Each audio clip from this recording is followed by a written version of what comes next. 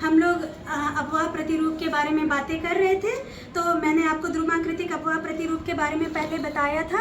अब हम लोग आते हैं अरीय अपवाह प्रतिरूप के अंतर्गत, जो कि ये मैंने आपको पहले ही बताया था कि ये प्लास्टर ऑफ पेरिस से बना है। आपने देखा होगा कि ये टूट जा रहा है, लेकिन कोई बात नहीं, आपके एन मौके पे भी ये टूट जाए तो प्लास्टर ऑफ पेरिस ऐसी चीज़ है जो उसको आप तुरंत ही घोल के आप इसको जोड़ देंगे और उसके ऊपर वो तुरंत सूख जाएगा और उसके ऊपर तुरंत ही कलर कर देंगे।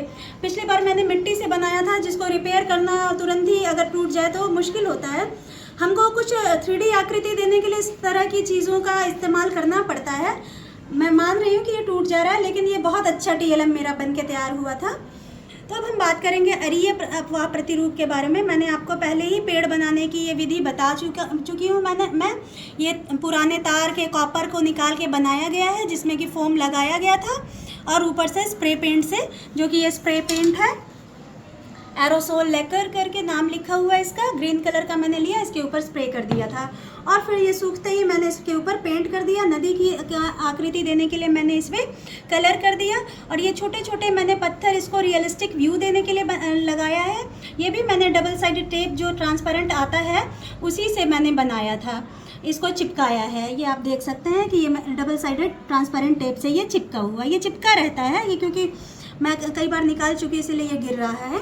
और ये जो पत्थर है, ये बालू जो गिरा हुआ था, स्कूल में कुछ चीज़ का निर्माण हो रहा था तो उसमें से मैंने चुन लिया था। ये छोटे छोटे पत्थर उसमें से मिल जाते हैं, तो ये ओरिजिनल लुक देने के लिए मैंने ये पत्थरों को लगाया, क्योंकि ये जो ऊपर से नदियाँ गिरती हैं तो अपने साथ छोटे छोटे पत्थरों को किनारे पे छोड़ती चली जाती हैं, इसलिए इसको रियलिस्टिक व्यू देगा। मेरा मानना है कि TLM अगर बनाओ तो सुंदर भी दिखना चाहिए बच्चों को समझाने के लिए, क्योंकि सुंदर चीज़ों के ऊपर लोग आकर्षित होते हैं।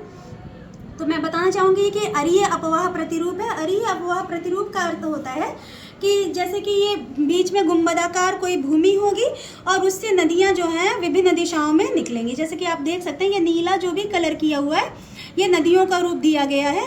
हम देखते हैं कि मध्य भारत में जो अमरकंटक की पहाड़ियाँ हैं, उससे बाईं ओर जो अरब सागर की ओर गिरती है नदी, वो नर्मदा नदी है और वो जाके अरब सागर में जाके गिर जाती है। और हम देखते हैं कि उत्तर की ओर सोन नदी जो है वो जाकर गंगा में मिल जाती है।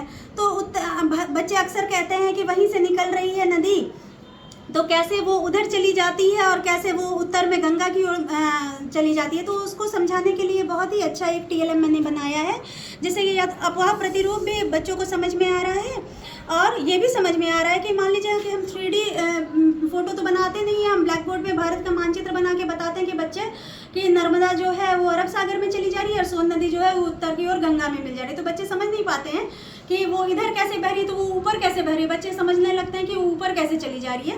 तो उसको उनको ये समझाना है कि ये ज़मीन ऐसा है और एक नदी जो है वो इधर की ओर चली जा रही है, दूसरी नदी जो है इधर की ओर चली जा रही है, क्योंकि ढाल जो है उसका उधर की ओर है, इसका इधर की ओर है।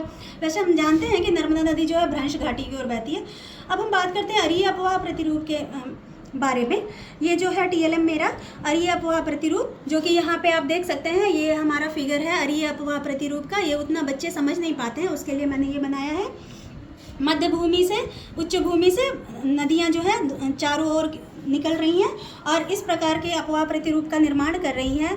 प्रतिरूप का अर्थ होता है पैटर्न, जो नदी जो है आप बना रही हैं स्थल पे। तो इस प्रकार अरीय अपवाह प्रतिरूप का निर्माण होता है।